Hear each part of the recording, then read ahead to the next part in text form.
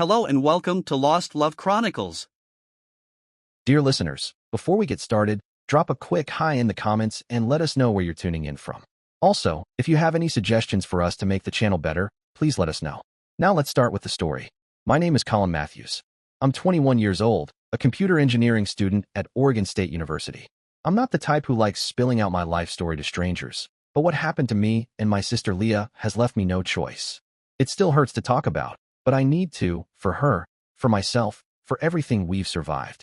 I grew up in a small Oregon town, the kind where pine needles covered the cracked roads and every neighbor knew your name, whether you liked it or not. Our house sat right at the end of a long gravel lane, a two-story wooden place with a red-tiled roof and a backyard garden full of wild daisies. I can still see Leah running around back there, barefoot and laughing, her hair streaming behind her like a brown ribbon. From the outside, people thought the Matthews family was picture perfect. My dad, Derek, was the head accountant at a big construction company. He always left the house in a starched suit, hair parted neatly, a polite smile stuck to his face like he was born with it. Mom, Maya, taught elementary school. She had that calm, gentle way of speaking to kids that made them believe anything was possible. She'd give speeches at church, full of hope and inspiration. Then there was Leah, my sister, for years younger, but so much brighter than me. She was the town's ballet star, with eyes that sparkled like a summer night sky, and a smile that could make the coldest person soften. And me? Just a regular college guy, always hunched over my laptop, writing code, fixing busted speakers, or soldering random circuits for fun. Behind that picture-perfect mask, though, our house felt like a time bomb, one spark away from shattering everything. Leah was the light of our family, at least she used to be. When she danced, the whole world seemed to go silent, like it was holding its breath. I remember sitting in crowded auditoriums, heart pounding while she floated across the stage in her white tutu, light as air, spinning on tiny feet that barely seemed to touch the ground. Our grandfather, the closest person we had, really, was so proud of her. He'd grip my hand tight as we sat in the audience, eyes shining every time she took the stage. "Colin," he'd whisper, his voice shaking with pride, "that girl's an angel." And I'd nod, not because I was trying to be polite, but because I knew he was right. She was. But 2 years ago, everything cracked apart. That day is burned into my memory, no matter how hard I try to forget. Leah had just finished a performance in Portland. She was 15 then. Grandfather had come to see her, of course, and afterward they drove home together. It was raining so hard the streets looked like glass. I remember texting Leah before they left. "Me, you coming back soon?" "Leah, Grandpa says we're on the way. Love you." "Love you too," I'd written back. That was the last message I ever got from her that night. Somewhere outside of town, a truck lost control on the slick highway. It slammed head-on into their car. Grandfather died on the spot. Leah survived the crash, but the cost was beyond anything I could have imagined. The doctors said she was paralyzed from the waist down, that she'd never stand or dance again. I was sitting in my dorm room when the news came in, the phone slipping out of my sweaty hand, the world spinning. I drove to the hospital like a man possessed, breaking every speed limit on the way. When I finally saw Leah, lying so small and fragile on that hospital bed, my heart felt like it split in two. Her eyes were blank, staring up at the ceiling. I knelt beside her, reaching for her hand. My mouth opened, trying to say something, anything, but my throat locked up. No words came. She turned her head just a little, her lips barely moving. "Colin, I'm okay," she whispered. No, she wasn't. She was trying to be strong for me, like she always did, but I could see right through it. After the accident, home was never the same. Actually, it was like the mask finally fell off. Our parents, who had once adored Leah, doted on her, started treating her like she was a problem to solve instead of a daughter to love. It was subtle at first. Mom would sigh under her breath every time she had to help Leah into the wheelchair. Dad couldn't meet her eyes when he spoke to her, turning away awkwardly. At night, they argued in their bedroom, thinking no one could hear. But Leah heard. I heard. "She's just a burden now," Dad muttered one night, thinking I wasn't home. I clenched my fists so hard my nails dug into my palms. I wanted to burst into their room and scream at him, to hit him if I had to, but I didn't. For Leah's sake. I didn't want her to see any more broken pieces of our family. What made everything worse was the money, the trust fund. Our grandfather had left behind nearly $1 million for Leah to use once she turned 18. He wanted her to chase her dream of becoming a ballerina, knowing our family wasn't exactly rich. But after the accident, everything changed. My parents, they didn't even bother to hide the resentment.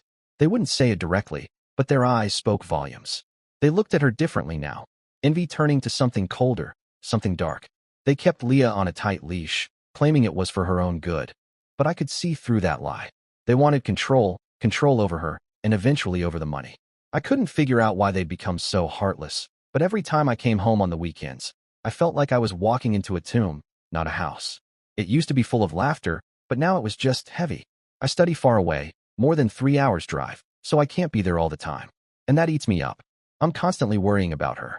Leah tries to act okay, sending me silly texts full of smiley face emojis, talking about books she's reading, about some cheesy movies she's watched on her tablet. But I can see the cracks. She's losing weight.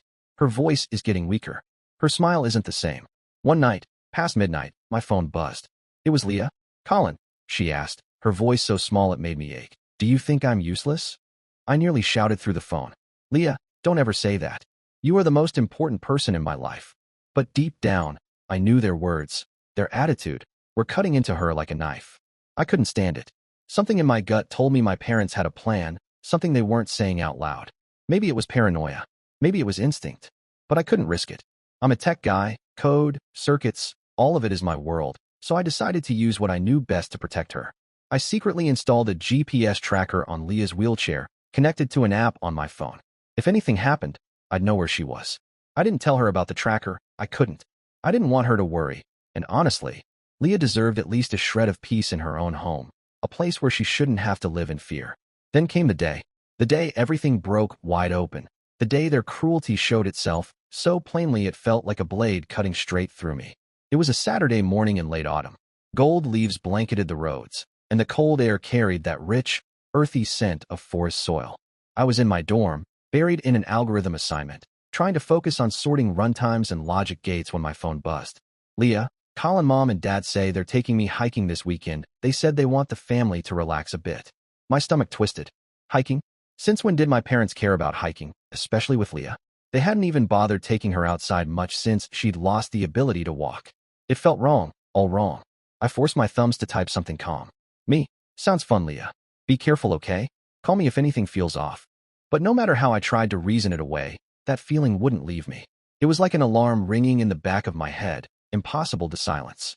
I opened the GPS app, eyes locking onto the green dot of Leah's wheelchair, still showing she was home. The signal was strong, steady.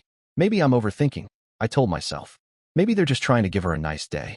But then I replayed every cold glance, every careless word, the talk about money, the way they distanced themselves from Leah since the accident.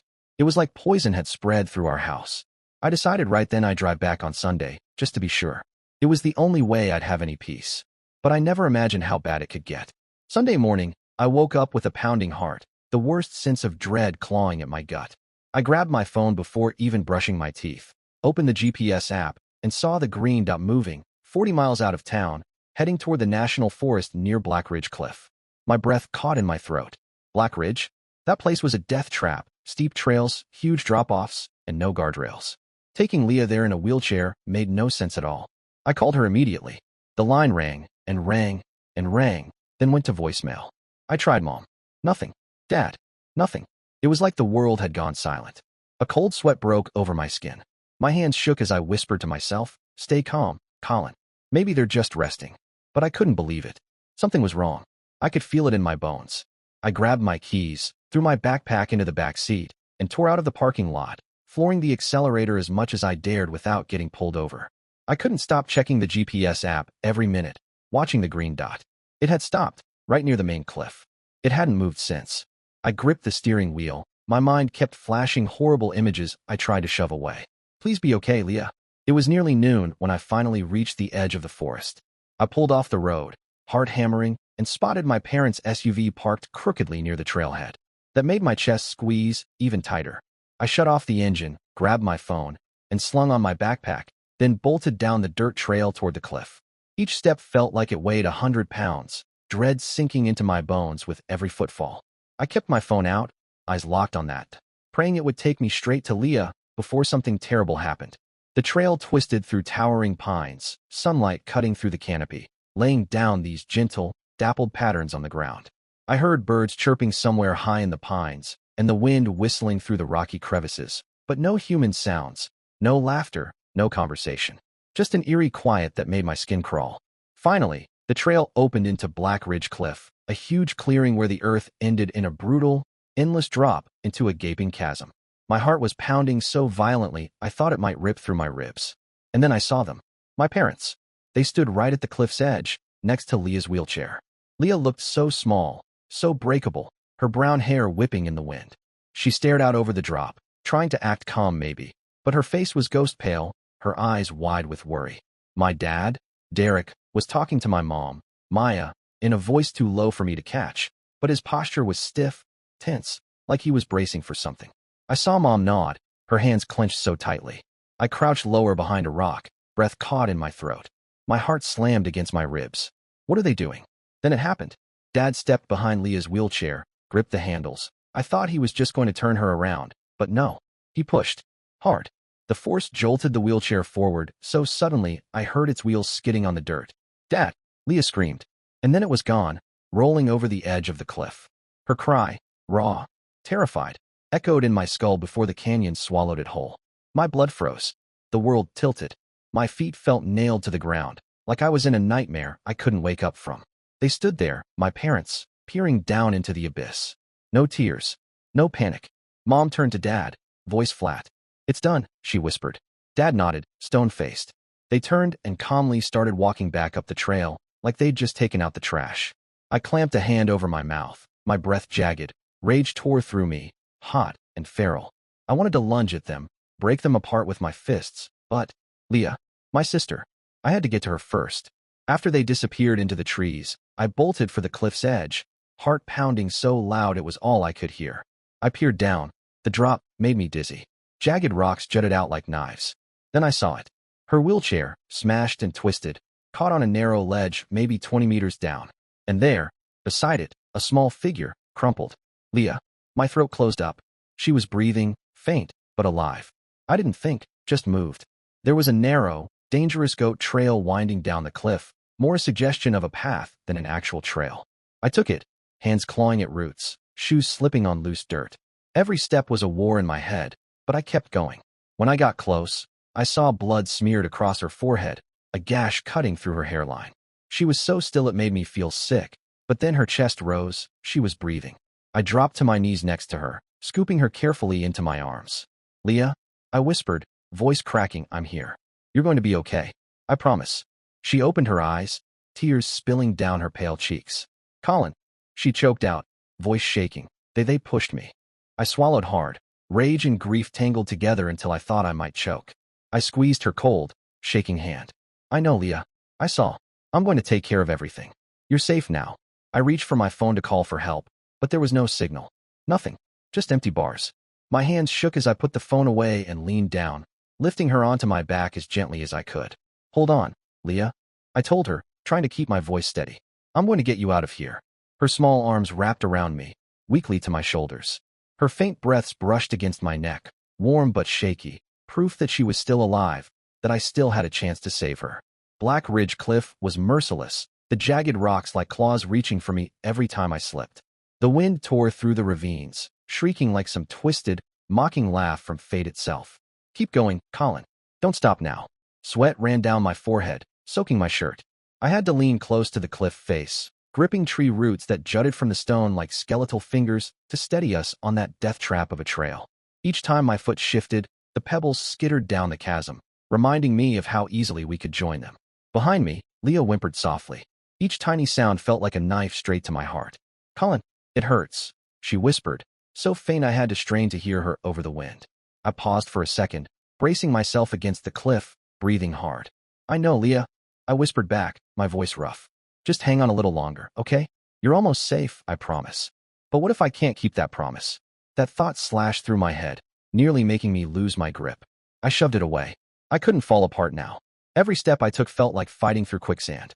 The cliff seemed endless, the drop yawning below me, waiting to swallow us both. I kept replaying it in my head, Dad's hands on the wheelchair, Mom watching without a flinch, Leah's scream as she vanished over the edge. How? I kept asking myself. How could they do that to their own daughter? Rage built in my chest like a thunderstorm, but I forced it down. I had to stay focused. Leah needed me to get her out, not stand there shaking in rage. I drew a deep breath, pulling the cold forest air into my lungs. the scent of damp pine and earth somehow anchoring me. I kept climbing, telling myself with every agonizing movement that I was all Leah had left, and I wouldn't let her be alone again. Finally, after what felt like forever, a patch of brighter light appeared ahead. The trailhead. I scrambled up, nearly crawling the last few meters, and set Leah down gently on a flat rock, checking her forehead. The bleeding had mostly stopped, but her skin was paper pale, lips edged with a blue tint from the cold. I pulled off my jacket, wrapping it around her tiny frame. "Leah, can you hear me?" I asked, brushing a leaf from her cheek. "We need to get to the hospital." "Okay." She nodded weakly, her eyelids fluttering, but her fingers never let go of mine, gripping me as if I was the last thing holding her to this world.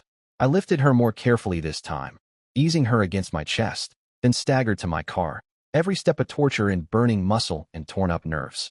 But I didn't care. I had to get her help.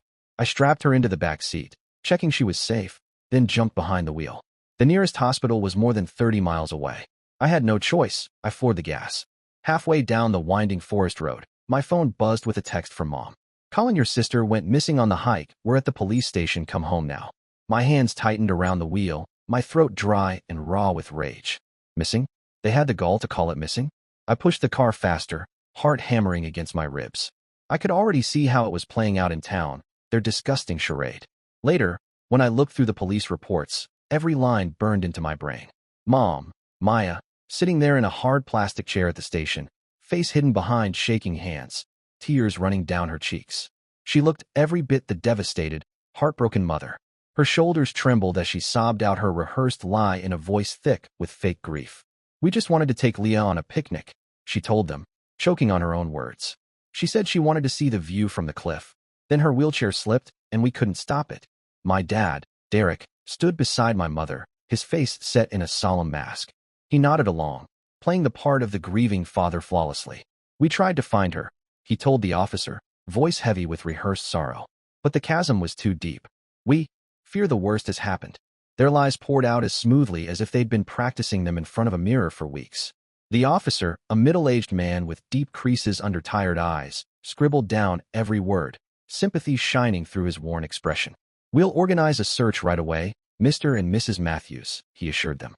"But that area is harsh, and the chances—" He paused, looking down at his notepad, clearly reluctant to finish the sentence.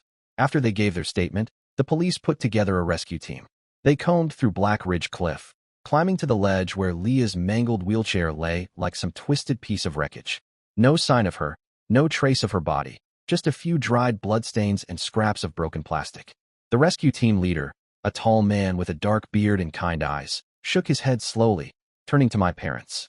"If she fell here," he began, voice careful, "her chances of survival are almost zero. This forest is cold, and in her condition." He let the words trail off, unwilling to say she's probably dead out loud. My parents nodded along, their faces perfect masks of devastation. Mom even let out a loud sob and clung to Dad's sleeve, like the entire world had collapsed around her. But I knew the truth. Inside their heads, they were calculating. They could almost see the dollar signs of my grandfather's trust fund. They thought Leah was gone. They thought no one would ever question their pretty little story about a tragic accident. They went back home, probably already working on the paperwork, contacting lawyers, hunting for signatures to get their hands on that money. I could picture Dad in his study, planning how to spend every penny, and Mom wiping away crocodile tears in the mirror, convincing herself she'd done the right thing. But they didn't know the truth. They didn't know that Leah was lying in a hospital bed barely 30 miles away, with me right there beside her. They didn't know I'd seen everything. The moment Dad's hands shoved her wheelchair forward, the way Mom's face stayed cold and unmoved as Leah disappeared into the abyss. And they sure as hell didn't know that I, Colin Matthews, a 21-year-old nobody, had sworn with every last piece of my heart that I would make them pay.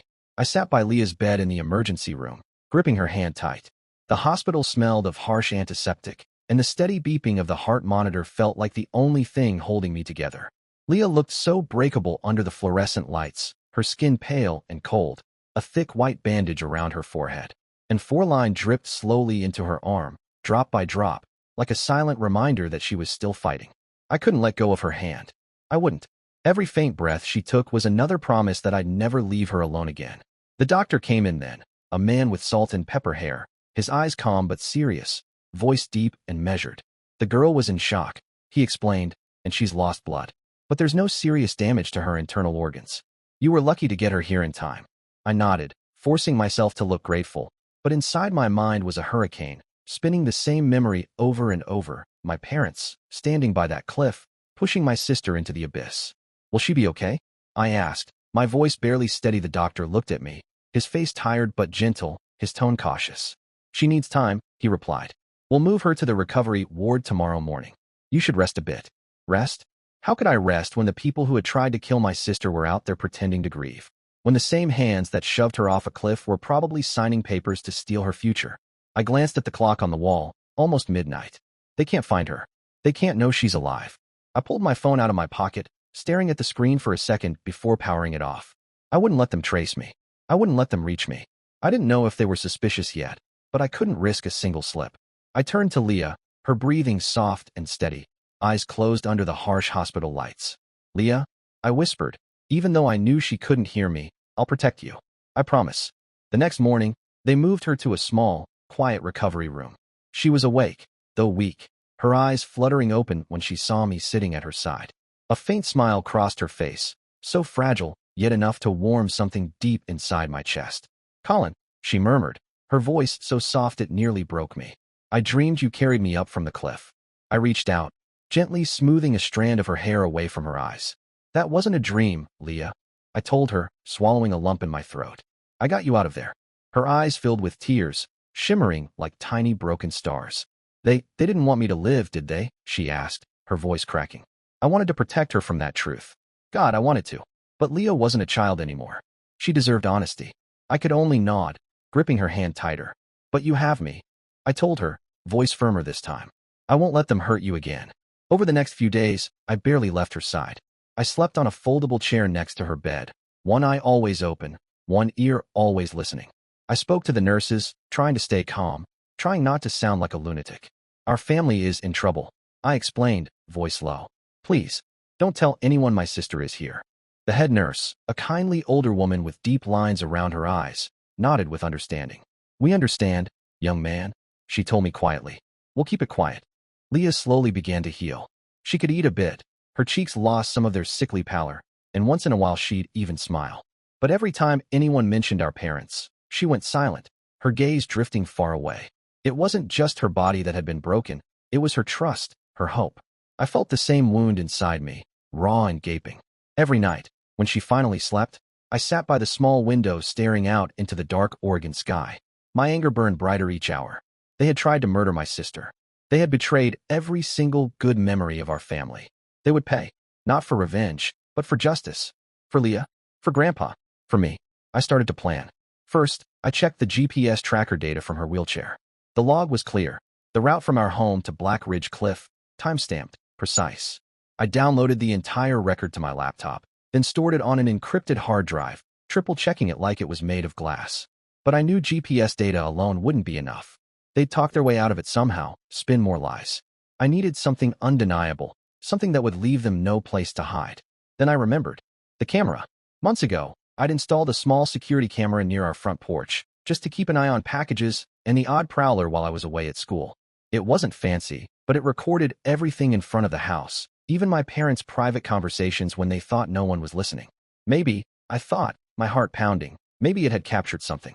A word, a glance, anything that could serve as evidence. That's all I needed. Before leaving the hospital, I checked on Leah one more time. She was asleep, breathing evenly, her fragile frame finally at rest. I grabbed a pen and scribbled a quick note on a scrap of paper from the nurse's station. I'm going to get some things. I'll be back soon. Don't worry, Leah. I set it by her pillow, then bent down and kissed her forehead as softly as I could. Hang in there, Leah, I whispered. I'll fix this. Then I stepped out, my chest so heavy it felt like I was carrying bricks inside. Driving back to town felt like steering straight into a lion's den. The streets were mostly deserted, the night air sharp against my skin. When I finally pulled into the neighborhood, I parked a few houses away, not wanting to draw attention, and slipped through the back alley. My parents never paid attention to that side of the house, too focused on appearances to notice the shadows. Every sound, a branch cracking, a distant dog barking, made my heart nearly stop. I unlocked the back door with shaking hands, forcing myself to breathe. Inside, the house felt wrong. Too quiet. Like it was holding its breath. They weren't home, of course. Probably still at the police station, polishing their act for the officers. I moved fast, going straight for the living room. The camera was still there, hidden in the small gap behind the bookshelf. I slipped the memory card free and plugged it into my laptop, every nerve screaming with anticipation. Most of the footage was worthless. My mom carrying out the trash, Dad watering the roses, the two of them leaving for errands. Then, there it was, a moment that froze me to the bone. A clip from just days before the hiking trip. Mom stood by the front door, her shoulders hunched like she was trying to shrink herself. "We have to do something, Derek," she said, clutching her arms, voice sharp with desperation. "That money was supposed to be ours. Leah, she doesn't need it anymore." Dad stood stone still, his face blank except for the chill in his eyes. "The hiking trip is our chance," he replied, like he was confirming a dinner reservation. "No one will suspect an accident." My chest went hot, then ice cold. They planned this. My blood thundered in my ears, but I forced myself to focus, copying the footage to a backup drive, then pocketing the memory card like it was a precious jewel.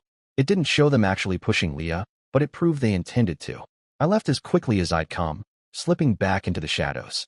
When I returned to the hospital, Leah was awake, a book in her lap. She looked up when I walked in, her smile small but so bright it nearly broke me. "Where did you go?" she asked, voice trembling.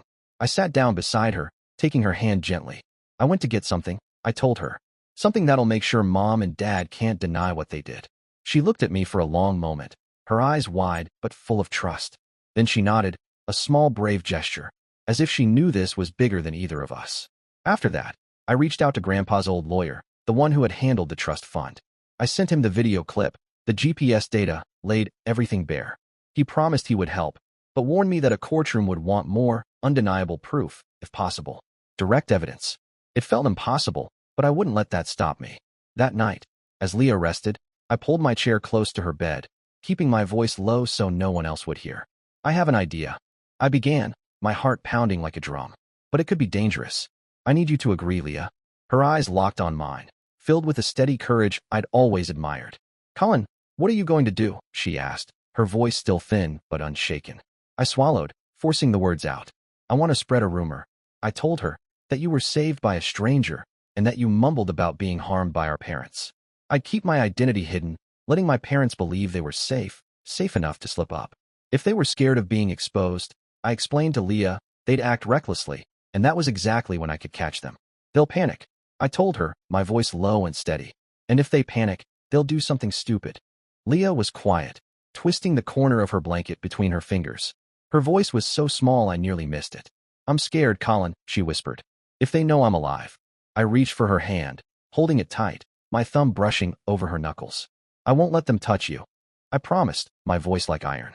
"I swear, Leah." She studied me, searching for any doubt, then nodded, slow but firm. "I trust you," she said. "Do it."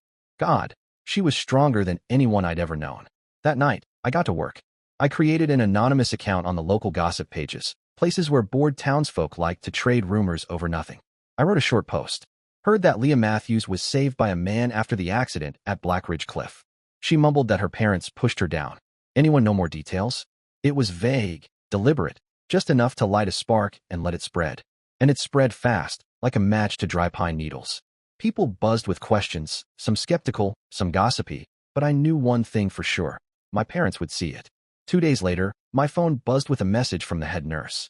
"Your parents called the hospital," she told me, voice edged with suspicion. "They said they'd heard Leah was alive and wanted to visit. They were crying, saying they thought they'd lost their daughter." I felt a cold smile twist on my face. "They're not crying because they love her," I thought. "They're crying because they're scared." I told the nurse firmly, "Don't mention I'm here. Just say a stranger brought Leah in, and she's recovering. Please watch them if they do anything weird." She agreed without hesitation. Leah, though nervous, nodded when I explained. "I'll pretend to sleep if they ask anything," she offered, a tiny spark of mischief flickering in her eyes. I smiled, reaching over to ruffle her hair gently. "You're amazing, Leah." That afternoon, they arrived. I hid in a storage room near Leah's hospital room, peeking through the cracked door. My mother came in first, wearing her pale green dress, clutching a small paper bag in one hand, her eyes red and puffy, a perfect actress. My father followed behind, grim and stiff, holding a bottle of mineral water. They stepped into Leah's room, their performance flawless. "Darling," Mom cooed, voice dripping with poison disguised as honey. "I'm so glad. We thought we'd lost you." Leah stayed still, her eyelids heavy, breathing slow. She sold the part perfectly. I watched as Dad placed the water bottle on the table next to the bed, then met Mom's eyes with a look that made my skin crawl, a cold, silent understanding. A nurse entered, checking on Leah, and my parents stepped outside to talk with the doctor. That was my chance. I slipped out of the storage room like a ghost, moving into Leah's room with my pulse roaring in my ears. I grabbed the water bottle first, then the paper bag. Inside, a box of homemade cookies. My gut twisted. No way in hell I'm trusting this. I shoved both items into my backpack, my heart hammering, and quietly stepped back, slipping out before anyone saw me. That night, I called up a friend from school who had connections in the university lab. I need a huge favor, I told him, trying to sound calm. Colin, what's up, man? He asked, confused. I've got something I need tested, I said, my throat tight. Water and cookies. I didn't give my friend all the details, just told him something felt off. He didn't ask questions, just promised to run the tests. When the results came back the next morning, I felt like my legs might give out. The water, it wasn't just water. A sedative. Enough to knock someone unconscious, or worse if not treated fast. The cookies were clean, probably meant to distract Leah, so she'd trust whatever they gave her to drink. I stared at the lab report, rage tearing through me, so fierce I nearly crumpled the paper. But mixed in with the fury was a sharp, determined relief. They'd fallen into my trap. Their panic had made them sloppy. I had them. I took the evidence straight to Leah, trying to soften my voice so I wouldn't scare her. They tried again. I told her gently, the water had poison in it. But it's over, Leah. We've got them now. Her hands trembled on top of the blanket, but there was no fear in her eyes, just this quiet, heartbreaking strength. They really wanted to kill me, Colin, she whispered, her voice cracking. But I'm not afraid of them anymore. I reached over and hugged her tight, feeling her heartbeat against mine, small but strong. You don't have to be, I promised. I'll take care of everything. I swear. After that, I called Grandpa's old lawyer, Mr. Harris, and sent him every last shred of evidence. The GPS data, the home security footage, the lab results on the poison water. His voice was calm, but edged with iron when he called me back. Colin, he said, this is enough to file. But you should be ready. This won't be a normal civil dispute. It's a criminal case. I'll contact the authorities. I nodded, even though he couldn't see. Thank you, sir, I said, my throat burning. I just want them to pay for what they did. For attempted murder. Understood, he replied firmly. Let's move forward, Colin. We'll make sure they never come near you or Leah again. In the days before the trial, it felt like time had slowed to a crawl. Every night, I sat next to Leah's hospital bed, holding her hand, pretending I was calm. But inside, I was burning. Mr. Harris had filed everything. The lawsuit was solid, he said, but warned me on the phone. Your parents will fight this tooth and nail. Their public reputation is spotless, model parents, trusted neighbors. Expect them to twist it. I clenched the phone so hard. I don't care, I said. I'll rip their masks off in front of everyone. When word of the lawsuit got out, the town lit up like a wildfire. My anonymous post had already sown seeds of doubt, and now those seeds were sprouting. The day the summons was delivered, I knew they were panicking. Mr. Harris told me my father had actually called him directly, his voice trembling under a fake calm. This is a misunderstanding, Mr. Harris, Dad had pleaded. We love Leah. How could you believe this? Harris's voice had been ice. Tell that to the court, Mr. Matthews.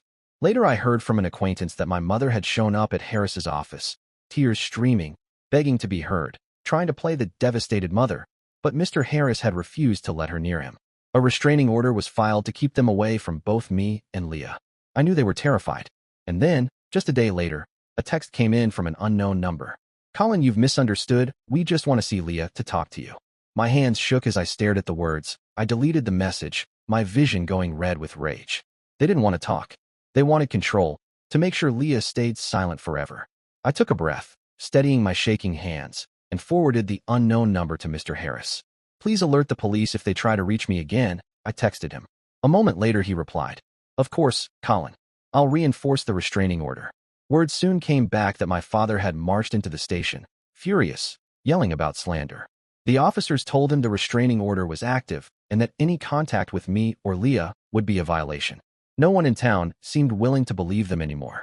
Even the neighbors were whispering, giving them suspicious looks. The day of the trial arrived with Oregon's sky a smudged canvas of gray, a drizzle falling like cold tears. I stood outside the courthouse for a moment, breathing in the damp air, gathering my courage. Then I pushed Leah's wheelchair inside, every step echoing in my ears.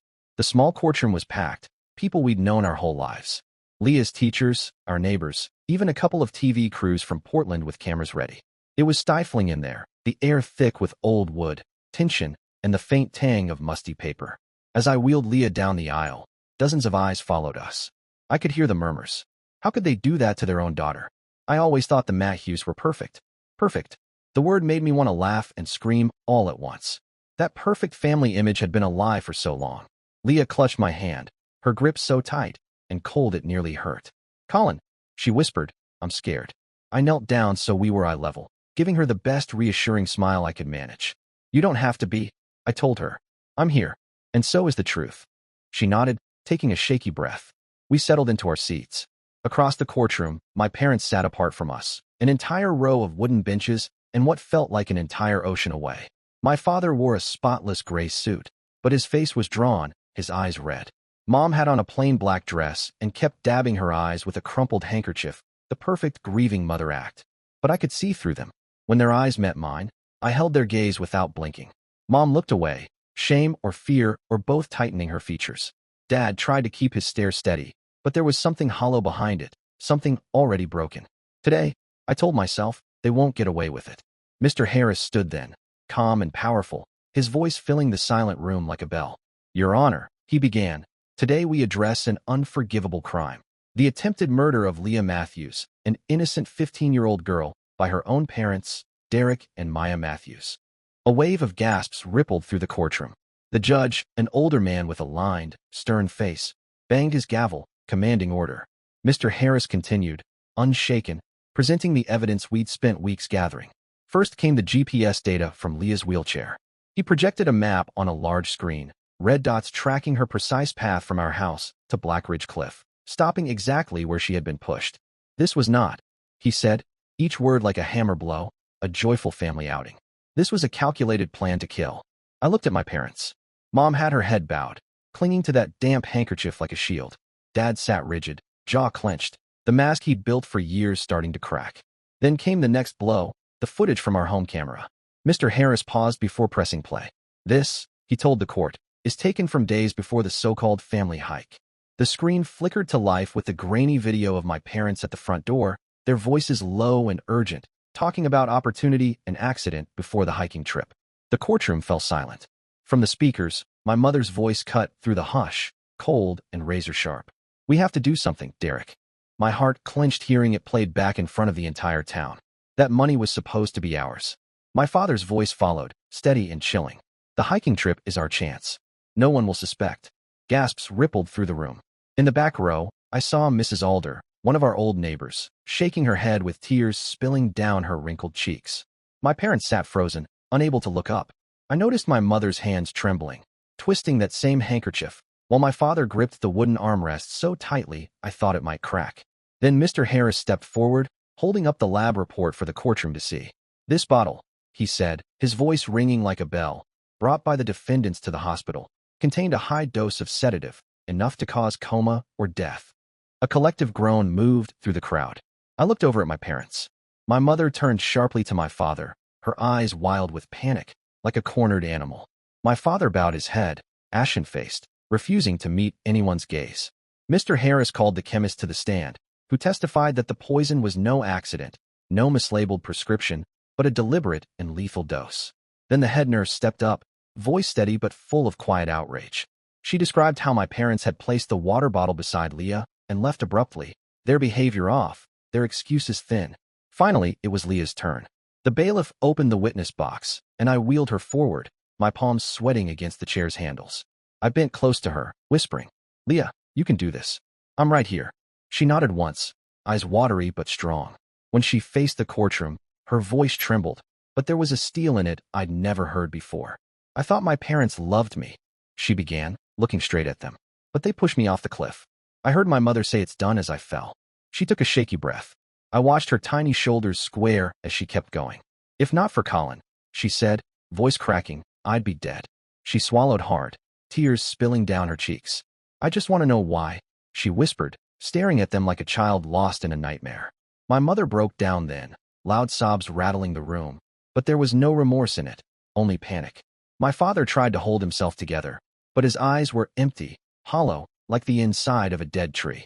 I stood behind Leah, my hands gripping the wheelchairs so tight. She was stronger than any of them, stronger than me. I had never felt so proud. My parents tried. Of course, my mother wailing in that shrill, pitiful tone, it was an accident. We didn't mean it. My father, in his forced calm, claimed the water bottle was some old prescription mistake. But no one believed them anymore. The GPS data, the video, the toxicology report, it was overwhelming. I saw the jurors exchanging skeptical, angry glances. After 4 long days of testimony and cross-examinations, they went to deliberate. Barely 2 hours later, they returned. The judge, stone-faced and powerful, delivered the verdict like a thunderclap. Derek and Maya Matthews are found guilty of first-degree attempted murder and conspiracy to commit murder. My mother collapsed into her chair, bawling uncontrollably. My father just stood there, his face the color of chalk, as if all the life had drained out of him. The bailiffs stepped forward, snapping the handcuffs onto their wrists. Neither of them dared to look at Leah or me. As they were led away, I wrapped my arms around Leah, feeling her tiny body tremble against me. "It's over, Leah," I whispered, burying my face in her hair. "We're free." The trial was over, but its echoes still rattled around in my heart, a quiet undercurrent of pain that I knew might never fully leave. We left the courthouse together, rolling out into the weak, washed-out winter sunlight. I paused at the top of the steps, looking down at Leah's face. The light caught her features, highlighting that small, brave smile, a smile that had survived the impossible. "Colin," she whispered, her fingers wrapping around mine. "What do we do now?" I met her gaze, feeling a new resolve settle into my bones. "We'll start over, Leah," I said, my voice firm. "A new place, a new life, just you and me." We left town the following week. I couldn't stand it there. Every street, every rustle of leaves, every sideways glance from neighbors reminded me of the nightmare our parents had created. That small Oregon town, once the warm center of my childhood, was now just a graveyard of memories I wanted to bury. With Mr. Harris's help, I filed the final paperwork to unlock Grandpa's trust fund for Leah. The $1 million, the same sum that had twisted our parents' hearts into something unrecognizable, was now a lifeline. A chance. I chose Seattle. The city was big enough to disappear in, to become anonymous, to live without people whispering the word Matthews behind our backs. I rented a modest 2-bedroom apartment near a leafy park, where Leah could feel sunlight on her face and breathe air unpolluted by gossip. The place had huge windows overlooking the skyline, a skyline that made me feel small in the best way, as if anything was possible. Every afternoon, I'd find Leah sitting by those windows, a notebook in her lap, sketching as if she were rediscovering color itself. Her eyes held a sparkle I thought I might never see again. Leah's recovery was slow, but steady. Grandpa's trust fund allowed us to pay for the best therapists, people who treated her like a person, not a project. Week by week, she learned to move her arms more freely, even gaining some mobility in her shoulders. But what made me proudest was how she poured herself into art again. One day, I came home from class and found her at the little folding table, working on a watercolor of a sunset over a field of daisies. The colors bled softly into each other, just like the old garden at Grandpa's house. She looked up at me, her expression a mix of sadness and hope. "Colin," she said quietly, "I miss Grandpa. He always told me to paint, to hold on to my dreams." I swallowed hard, feeling a sting behind my eyes. I pulled up a chair beside her and watched the brushstrokes. "He'd be so proud of you, Leah," I said. So proud. Leah couldn't dance anymore, but she could still tell stories with her hands, with paint and paper, and I knew Grandpa would be smiling somewhere. I kept going too. I graduated from the University of Washington on time, burying myself in my final projects. But my dreams had shifted. I didn't just want to fix computers anymore. I wanted to build something meaningful. Leah had inspired me. With scholarships, a few small investors, and part of the trust fund, I launched a tiny tech company dedicated to developing assistive devices. Our first product was a smart wheelchair, GPS-enabled, with sensors to adjust to each user's needs. I called it Leah, not just for my sister, but for everyone like her, everyone who deserved freedom and safety. Every time we ran a test or a trial, I remembered carrying her out of that chasm, the smell of pine and dirt, the sting of the cold air, and I vowed never to let another person feel as powerless as she had. Even after months in Seattle, a strange unease lingered. The apartment was cozy. The city was welcoming. But sometimes, in the quiet hours, I felt the past creeping back, like a draft through a cracked door. Derek and Maya Matthews, our parents, were in prison, serving their sentences. Still, pieces of my childhood would surface unexpectedly. Dad running alongside me, teaching me to ride a bike. Mom's cookies cooling on a rack while Leah giggled nearby. They felt poison now, but they were real. Sometimes I wondered, did they feel remorse? Did they regret what they'd done, or just resent getting caught? One evening over a quiet dinner, as the sky outside burned orange with sunset, Leah surprised me. "Colin," she said, steady but gentle, "I think I want to see Mom and Dad. Just once." My fork nearly slipped from my hand. I stared at her. "Leah, are you sure? After everything they did?" She nodded, her eyes bright but thoughtful. "I'm not forgiving them, Colin. But I want closure. I want to see them. To know I'm not afraid anymore." I looked at her, seeing the strength I'd always admired shining through in the way she sat tall in her wheelchair, her jaw set, her eyes steady. "All right," I sighed, forcing the air from my lungs. "If you want this, I'll go with you." She gave a tiny nod, grateful but unshaken, and I knew nothing could change her mind. We left early the next morning, the Oregon air still thick with fog as I drove down the highway toward the state prison. The stark gray walls appeared out of the mist like something from a nightmare. Rows of barbed wire catching what little light there was, the towers standing watch, cold and silent. My hands tightened on Leah's wheelchair handles as we approached the security checkpoint. A guard with a lined, hard-bitten face checked our IDs and waved us through. Each clank of the reinforced doors, each echo of boots on concrete, made my chest seize with memories I wanted to leave buried. Leah reached over, brushing my arm with her cold fingers, and I looked down to meet her gaze. "You okay?" she whispered, her voice barely carrying over the echo of metal doors slamming shut. I tried to smile, though I wasn't sure if it came out right. "I'm fine," I managed. "You." She nodded once, slow and certain, her chin lifted with a kind of courage that left me in awe. We were shown into a small visitation room, separated by thick, fingerprint-smeared glass. The chairs on our side were cheap and hard, bolted to the floor, and the stale air made it hard to breathe. I wheeled Leah up to the partition. My heart rattled against my ribs, waiting for the other door to open. When it finally did, I felt every muscle in my body tense. Mom walked in first.